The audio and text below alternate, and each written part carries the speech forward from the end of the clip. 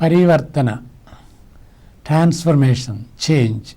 మన జీవితాలు మారాలి, కుటుంబాలు మారాలి, మన దేశం మారాలి, మన సమాజం మారాలి అని మనం ఆశపడాలి. మన పిల్లల నిమిత్తమై, మన సంతానం నిమిత్తమై మార్పులు రావాలని ఆశపడాలి. ఇలాంటి మార్పులు, పరివర్తన జరగాలి అంటే దానికి కర్త, దానికి ఏజెంట్ ఎవరు అంటే యేసు ప్రభు అని మరి ఇంతకుముందు మనం చెప్పుకున్నాం. ఆ యొక్క సబ్జెక్ట్నే మనం కొనసాగిద్దాం. యేసు ప్రభు ఎవరు? దానికి ముందు ఒక విషయం మనం గమనించాలి. మన జీవితాల్లో పరివర్తన వచ్చినప్పుడు, యేసు ప్రభు పరివర్తన ఇచ్చినప్పుడు మనం గర్వపడకూడదు. ఎందువలనంటే మన జీవితాలకి పరివర్తన తీసుకొచ్చేది దేవుడు. ఆయన కృప వలన మనకు పరివర్తన వస్తుంది అన్నమాట. కాబట్టి ఆయనకి మహిమ, ఘనత కలగాలి.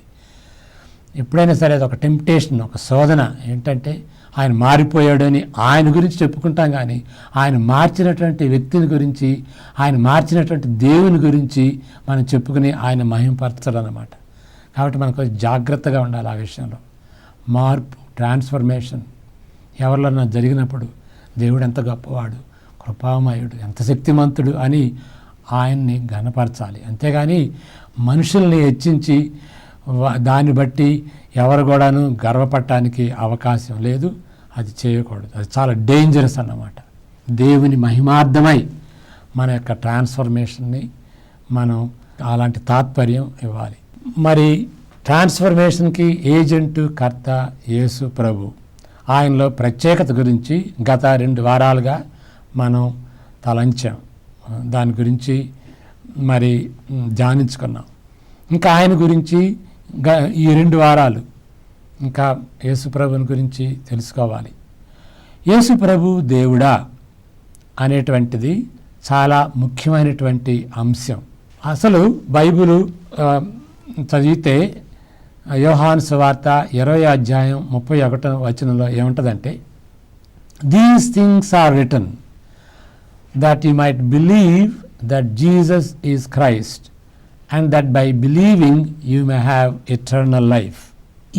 ఈ విషయాలు యోహాను వ్రాస్తున్నటువంటి విషయాలు, అంతకుముందు రాసినటువంటి 20 అధ్యాయాలు ఎందుకు వ్రాసాడు అంటే, నజరేటటువంటి యేసు పరలోకం నుండి వచ్చినటువంటి క్రీస్తు అని ప్రజలు నమ్మటం కోసమని.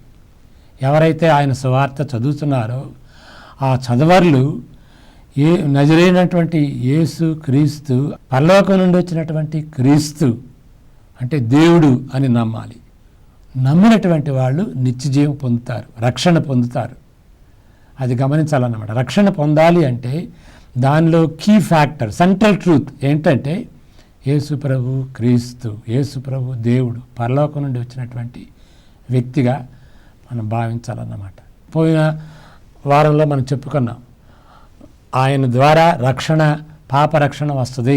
ఒక బలి ద్వారా పాపరక్షణ మనుషులందరికీ వస్తుంది, ఒకే బలి ద్వారా. గతంలో, ఇప్పుడు, ప్రస్తుతం, రానున్నటువంటి తరాలందరికీ కూడాను, తరాల్లో జీవించేటువంటి వాళ్ళందరికీ కూడాను రక్షణ వస్తుంది. ఆయన దేవుడు కాకపోతే రక్షణ రాదన్నమాట. ఒక బలి అందరికి ఎట్లా వర్తిస్తుంది?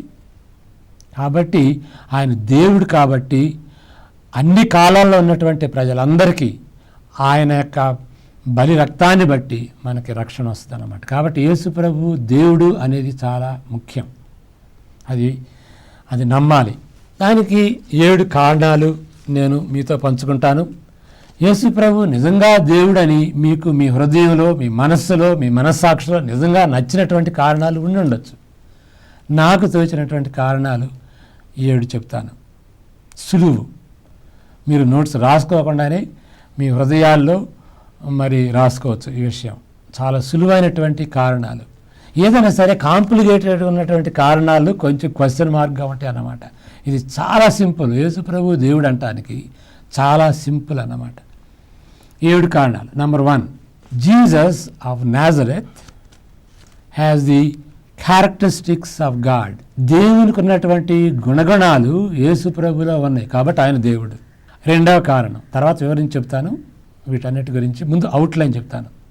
2వ కారణం ఏంటంటే Jesus Christ has done the works of God.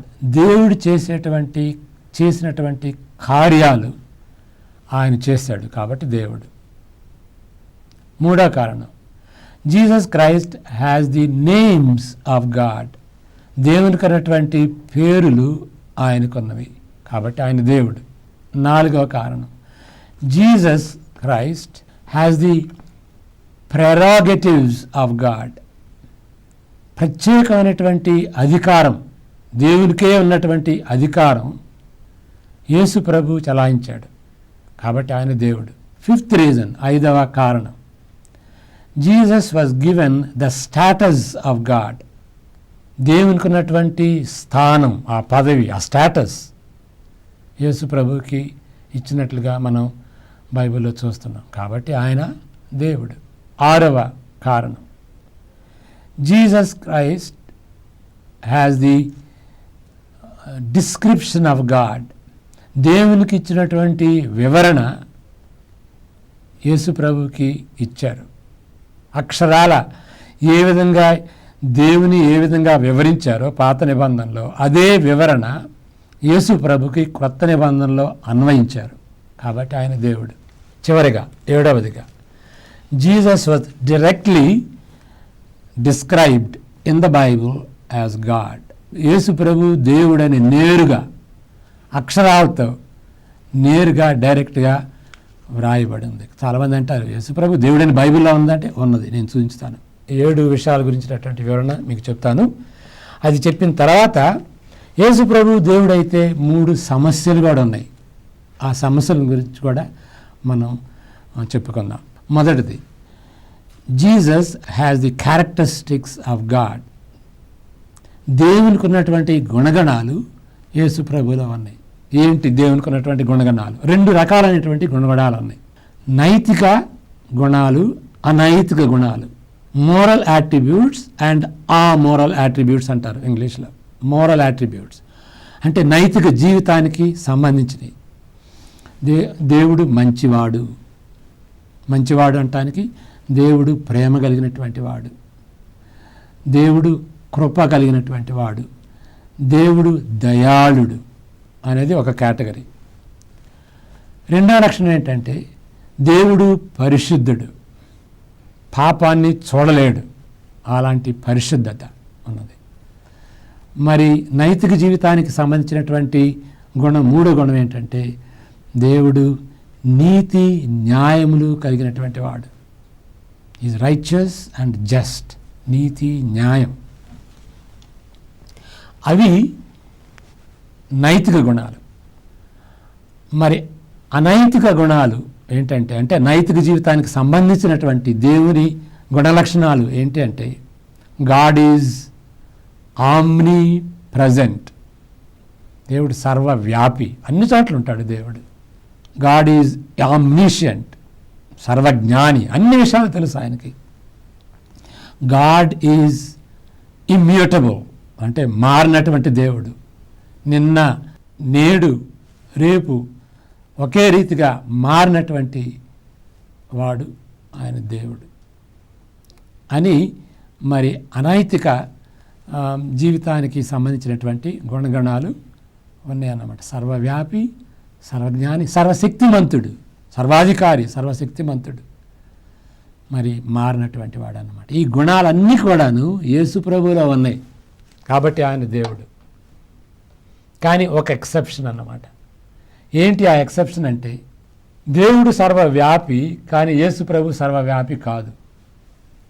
By the very fact of incarnation God entered into a human body and tabernacled himself in a human body.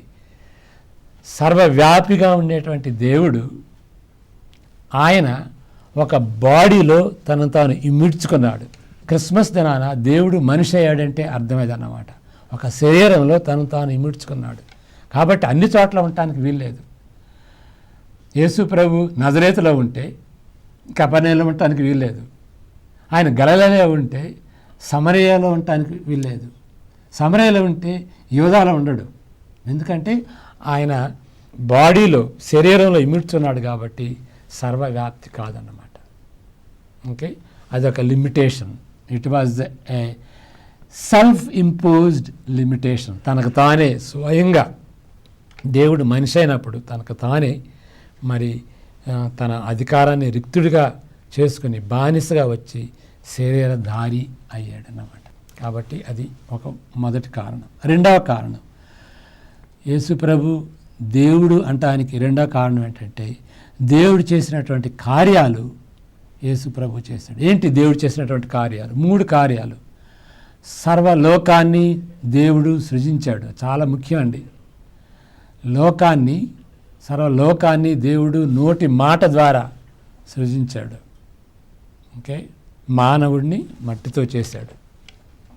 యోహాను సువార్త 1:3 మనం చదివితే, without him, that means without Jesus Christ, without the word, in the beginning was the word was with God and the word was God. దేవుడు వాక్యం, ఆ వాక్యం మరి శరీరధారి అయ్యింది. ఆయన ద్వారా, అంటే దేవుని కుమారుని ద్వారా తప్ప సర్వ సృష్టి కలగలేదు. ఆయన ద్వారా చేశాడన్నమాట. Through the agency of the son God created the world. సృష్టి తన కుమారుని ద్వారా తండ్రి కలుగు చేశాడు. రెండో కార్యం ఏంటంటే చేసినటువంటి సృష్టిని ఆయన నిర్వహించాడు. నిర్వహించడం అనే దానిలో 2 భాగాలు ఉన్నాయి. నిర్వహించాడంటే ఆయన పోషిస్తున్నాడు. ఆయన సృజించడమే కాదు, భోజనం సదుపాయం చేస్తాడు, గాలి ఇస్తాడు, వర్షం ఇస్తాడు. తన సృష్టిని ఆయన పోషిస్తాడు. ఆయన సృష్టిని నిర్వహిస్తున్నాడంటే అర్థం ఏంటంటే ఆ సృష్టిని ఏడతాడు. He orchestrates, he rules all things, he orchestrates everything. ఆయన సర్వాధికారం క్రింద ప్రతిదీ, మరి సృష్టిలో జరిగేది ప్రతిదీ ఒక్కటి కూడాను ఆయన నిర్వహణను బట్టి జరుగుతుంది అన్నమాట. He was the administrator in everything. ఆకు కూడా అల్లాడదు ఆయన యొక్క అనుమతి లేకుండా. ఆయన నిర్వహిస్తాడు. యేసు ప్రభు ఆయన సమస్తం నిర్వహిస్తాడని బైబిల్లో ఉంది. హెబ్రీ 1:3 చదివితే దానిలో స్పష్టంగా మనం చదవగలుగుతాం. దేవుడు చేసినటువంటి 3వ కారణం ఏంటంటే విమోచన, రక్షణ, విమోచన. యేసు ప్రభు రక్షించాడన్నమాట. ఆయన పేరే రక్షకుడు. యేసు అంటే రక్షకుడు. ఓకే, అఫ్కోర్స్ యేసు అంటే యాహ్వే సేవ్స్, యెహోవా దేవుడు రక్షకుడు అని అర్థం. కానీ యేసు ప్రభువే ఆయనే రక్షిస్తాడు. యెహోవాయే రక్షించడం కాదు, యేసు ప్రభువే రక్షిస్తాడు అన్నమాట. దేవుడు చేసింది ఆయన చేశాడు, అందువల్ల ఆయన దేవుడు. 3వ కారణం, Jesus has the names of God. దేవునికి ఉన్నటువంటి పేర్లు యేసు ప్రభువుకు ఉన్నాయి. ఏంటి దేవునికి ఉన్నటువంటి, యేసు ప్రభుకు ఉన్నటువంటి పేర్లు? యేసు ప్రభుకు ఉన్నటువంటి పేర్లు 2 రకాలైనటువంటి పేర్లు. మానవుని పేర్లు, దేవుని పేర్లు. జీసస్ అనేది మానవునికి ఉన్నటువంటి పేరు. ఆ దినాల్లో జీసస్ అని చాలామంది పెట్టుకునేవాళ్ళు. జాషువా అన్న జీసస్ అన్న ఒకటే అర్థం అన్నమాట. సన్ ఆఫ్ మ్యాన్ అంటే మానవ స్వభావం కలిగినటువంటి వాడు, ఆయన, అది మానవుని పేరు.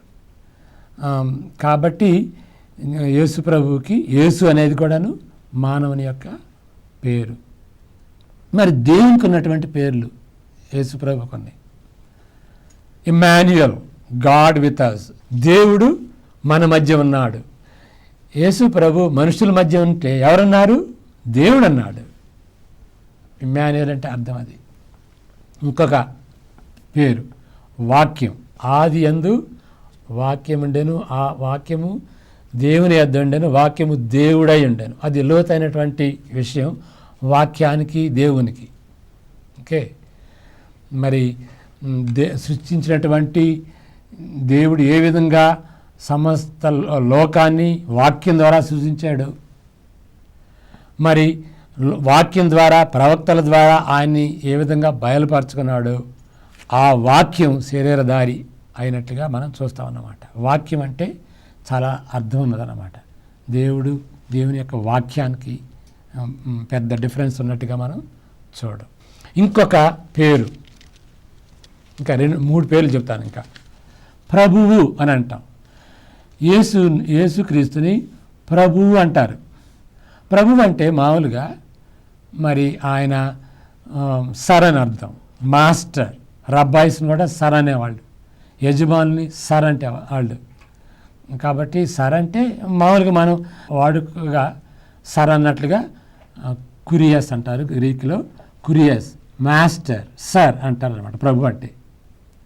కానీ యేసు ప్రభు చనిపోయి తిరిగి లేచిన తర్వాత ప్రభు అనేటువంటి మాటకి ఒక నూతనమైనటువంటి అర్థం వచ్చింది. పాత నిబంధనలో యెహోవాని, ప్రభువాని ఏ విధంగా పిలిచారో ఆ యొక్క బిరుదుని యేసు ప్రభుకి ఇచ్చారన్నమాట. దేవుని యొక్క పేరు యెహోవా. మోషేకి మొదటగా బయలుపరచబడినటువంటి దేవుని యొక్క నామం యెహోవా. దేవుని నామాన్ని ఏ విధంగా ఉచ్చరించాలి, ఉచ్చరించకూడదు, ఒకవేళ వ్యర్థంగా ఉచ్చరిస్తామేమోనని యూదులు భయపడేటువంటి వాళ్ళు అన్నమాట. అందువలన యెహోవా అనరు, అంటానికి భయపడతారు. కాబట్టి యెహోవా అనే మాట తీసివేసి అదోనాయ్ అన్నారు, ప్రభువా అన్నారు. ఎందుకంటే యెహోవాని ఇప్పుడు భార్యలు భర్తల్ని పేరు పెట్టి పిలవరు కదా, ఏమండి అంటారు. అదేవిధంగా యూదులు యెహోవాని పిలవకుండా ఏమండి అన్నట్టుగా ప్రభు అంటారన్నమాట. కాబట్టి ప్రభు అనేది మాట దేవునికి ఉన్నటువంటి మాట. అదే మాట ప్రభువని క్రొత్త నిబంధనలో యేసు ప్రభుని పెట్టి పిలిచారన్నమాట. లోతైనటువంటి మాట. ప్రభు అయిన యేసుక్రీస్తు, the Lord Jesus Christ. Lord, ప్రభు, దేవునికి ఉన్నటువంటి బిరుదు లేక నామం. ఇంకొక పేరు అదేంటంటే ఉన్నాను, అయ్యున్నాను అని. యోహాను సువార్త 8:58 చదివితే మరి యూదులతో యేసు ప్రభు ఒక మాట అంటాడు. అబ్రహాంతో ఆయన మరి కంపేర్ చేసుకుంటారన్నమాట. ఆ సందర్భంలో యేసు ప్రభు ఏంటాడంటే, before Abraham was I was అనలేదు. అబ్రహాం కంటే నేను ముందు ఉండుండేవాడిను అనలేదు. వాళ్ళు ఆశ్చర్యపోతారు. అబ్రహాంకి ఎప్పుడు 2000 సంవత్సరాల క్రితం ఆయన జీవించితే నువ్వు నిన్న మొన్న పుట్టినటువంటి వాడి, అబ్రహాం కంటే ముందు ఎట్లున్నావు అని వాళ్ళు అనుకున్నారనుకోండి. యేసు ప్రభు చెప్పినప్పుడు కూడాను అబ్రహాం కంటే ముందు ఉండేవాడిని అనలేదు. అబ్రహాం కంటే నేను ముందు ఉన్నాను అంటాడు. Before Abraham was I am. చాలా విచిత్రమైనటువంటి గ్రామర్ కదా, దానిలో చాలా అర్థం ఉన్నది. When Jesus said, before Abraham was I am, quoting John 8:58, I am అనేటువంటి మాట నిర్గమకాండం 3:14లో, ఎక్సడస్ 3:14లో ఉన్నదన్నమాట. మొదటిసారిగా మోషే దేవుని అడిగినప్పుడు, ప్రభువా నన్నేమో ఐగుప్తు వెళ్ళమంటున్నావు, వాళ్ళు నీ పేరేంటి అని అడిగినప్పుడు నేనేం జవాబు చెప్పాలి అని అంటే దానికి బదులుగా దేవుడు తన పేరుని బయలుపరుస్తాడు. ఏం పేరు అది? I am that I am. యాహువే అంటే అర్థం అదన్నమాట. I am that I am. ఆ పేరుని యేసు ప్రభు పెట్టుకున్నాడు. Before Abraham was I am. ఇంకా అక్కడ మరి సువార్తల్లో 2-3 రిఫరెన్సెస్ కూడా ఉంటాయి. ఐ యామ్ ద రిజరక్షన్ అంటాడు. యోహాను సువార్త 11:25లో మార్తాతో మాట్లాడుతూ I am the resurrection. I am అంటే నిర్గమకాండంలో ఉన్నటువంటి 3:14 అన్నమాట. అది చాలా పవర్ఫుల్ మాట. ఐ యామ్ అనేటువంటి మాట. అన్ని కాలాల్లో ఉన్నటువంటి వ్యక్తి, ఆది అంతములు లేనటువంటి వాడు. ఓకే, మరి మొదలు తుది లేనటువంటి వాడు, చిరకాలం జీవించేటువంటి వాడు. The one who was, who is, who will be. I am అంటే అర్థం అదనమాట. ఆ పేరుని యేసు ప్రభు పెట్టుకున్నాడు. అన్నిటికంటే ముఖ్యమైనటువంటి పేరు యేసు ప్రభువుకి ఉన్నది. దాని గురించి కూడా మనం గమనించాలి, ధ్యానించుకోవాలి. ప్రజలు, యూదులు, అన్యులు యేసు ప్రభువుని పిలిచినప్పుడు వాళ్ళు ఏమన్నారంటే దావీదు కుమారుడా, యేసు, ప్రభువా, క్రీస్తు అని అన్నారు. కానీ యేసు ప్రభు తనను గురించి తను సంబోధించుకున్నప్పుడు ప్రత్యేకమైనటువంటి పేరు పెట్టుకున్నాడు. దావీదు కుమారుడు అనలేదు, క్రీస్తు అనలేదు, యేసు అనలేదు. తన గురించి తను పిలుచుకున్నప్పుడు ఏమన్నాడంటే మనుష్య కుమారుడు మనుష్య కుమారుడు మనుష్య కుమారుడు అని తనకు తాను పిలుచుకున్నాడు అన్నమాట. ఏంటి దానిలో అర్థం? ఎందుకు యేసు ప్రభు ఆ పేరంటే చాలా ఇష్టపడ్డాడు? అది గూఢమైనటువంటి నామం, పేరు. దానికి 3 అర్థాలు ఉన్నాయి. మనుష్య కుమారుడు అంటే 3 అర్థాలు. యెహెజ్కేలు గ్రంథంలో పదే పదే దేవుడు ప్రవక్తని సంబోధించినప్పుడు నరమాత్రుడా, సన్ ఆఫ్ మ్యాన్ అంటాడు. అంటే కేవలం మనిషివి, నువ్వు దూతవు కాదు, దేవుడు కాదు, నరుకున్నటువంటి స్వభావం నీకున్నది అని చెబుతూ పిలిచినటువంటి ఆ యొక్క నామం అన్నమాట. Son of man means man.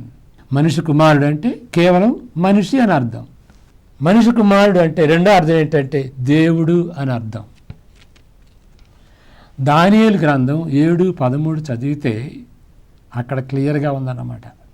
మనిషి కుమారుని పోలినటువంటి వాడు వస్తాడు, ఆయన్ని అందరూ సర్వజనులు, అన్ని భాషల వాళ్ళు ఆయన వచ్చి సేవిస్తారు, ఆరాధిస్తారు అని ఉంది. ఆ టైం వచ్చేటప్పటికి, దానియేలు గ్రంథం వచ్చేటప్పటికి యూదులు వేరే దేవుని దేవతల్ని ఆరాధించలేదు, యెహోవా దేవుడిని ఒక్కడనే ఆరాధించారన్నమాట.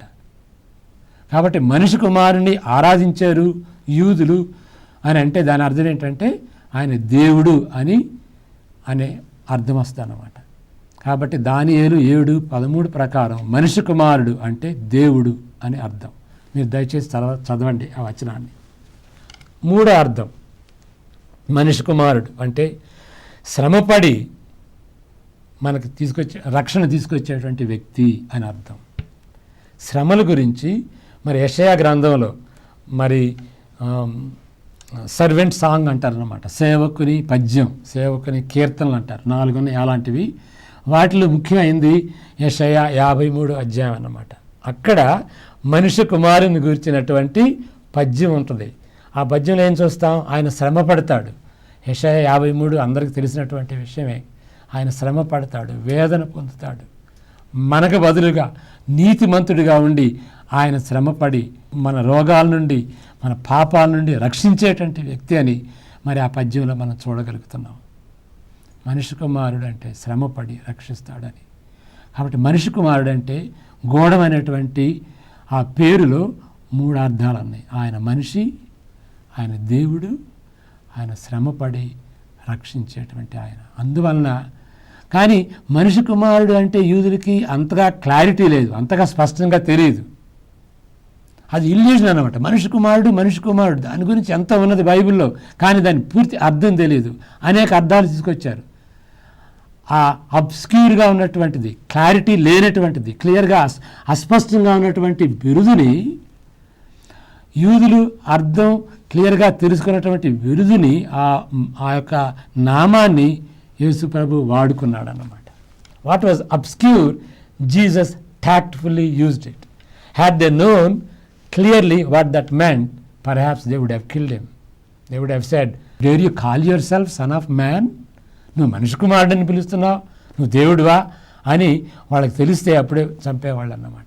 అందువలన యేసు ప్రభు మరి అస్పష్టంగా ఉన్నటువంటి ఆ యొక్క బిరుదుని వాడుకున్నాడు. మరి మిగిలినటువంటి కారణాలు, యేసు ప్రభు దేవుడా అనేటువంటి మిగిలినటువంటి కారణాలు వచ్చే వారం చెప్పుకుందాం. ఇంతవరకు ముగిద్దాం. మరి యేసు ప్రభు దేవుడు అని మనం గమనించాలి. యేసు ప్రభు దేవుడు కాబట్టి ఆయనకి మనం వర్షిప్ చేయాలి, ఆయన సేవించవచ్చు, ఆయన ఆరాధించవచ్చు, ఆయనకు ప్రార్థన చేయొచ్చు. ఓకే, తర్వాత చెప్పుకుందాం. ఇంతవరకు ముగించుకుందాం చిన్న ప్రార్థన. Beloved Father, the Father of the Lord Jesus Christ, we worship you. We worship also your Son, the Lord Jesus, who became man in order to save us. పరిశుద్ధులైనటువంటి మా దేవా, యేసు ప్రభుని బట్టి స్తుతులు స్తోత్రాలు. ఆయన పరలోకం నుండి వచ్చాడని, మీ గురించి మాకు విశదంగా బయలుపరిచాడని, మరి మిమ్మల్ని గురించి తెలుసుకోవటానికి, పరలోక రాజ్యం గురించి తెలుసుకోవటానికి, మరి పరలోక రాజ్యంలో ఏ విధంగా చేరాలి అని తెలుసుకోవటానికి, మిమ్మల్ని బయలుపరచడానికి మరి పరలోకం నుండి వచ్చి ఉంటున్నాడనేటువంటి సత్యాన్ని మా అందరికీ విశదంగా మీరు బయలుపరచవలసిందిగా మీ పరిశుద్ధాత్మ ద్వారా మాకు రెవల్యూషన్ అనుగ్రహించవలసిందిగా వేడుకుంటూ, ఎవరైతే మరి శ్రోతలు ప్రభు ఎవరైతే విని ఉంటున్నారో, ఎవరైతే టీవీ ప్రోగ్రాం చూస్తుంటున్నారో వారందరికీ యేసు ప్రభు ఎవరో తెలుసుకునేలాగిన వారి మనోనేత్రాలు ఇవ్వవలసిందిగా వేడుకుంటూ మా ప్రభువును రక్షకుడైనటువంటి యేసుక్రీస్తు అతి పరిశుద్ధ నామమున ప్రార్థిస్తుంటున్నాము తండ్రి. ఆమేన్.